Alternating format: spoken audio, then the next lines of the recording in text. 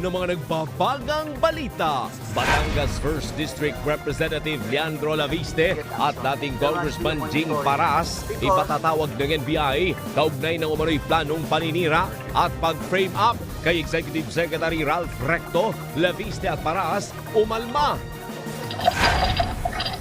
Peking doktor na nag-aalok umano ng operasyon para mapalaki ang ari, timbog.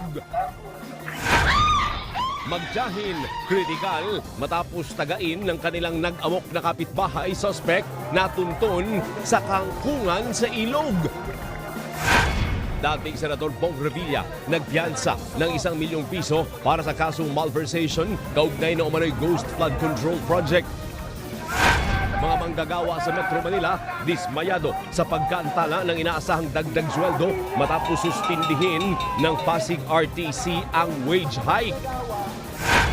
Fuel subsidy para sa mga pampublikong sasakyan tuloy hanggang Agosto.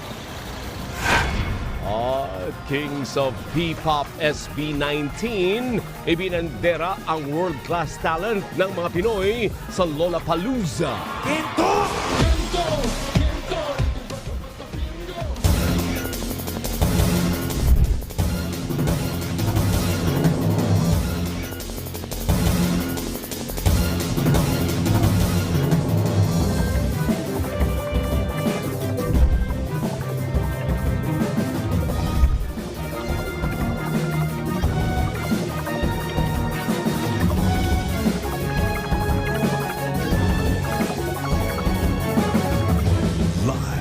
Mula sa ABS-CBN News Center, Manila, ito ang TV Patrol!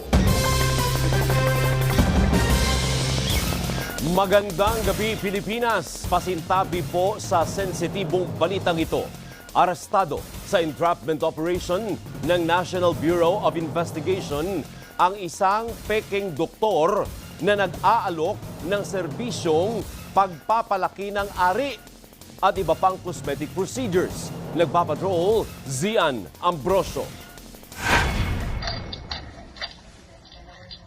Sinalakay ng mga ahente ng NBI Fraud and Financial Crimes Division ng isang hotel sa Parañaque City matapos makatanggap ng reklamo na may isang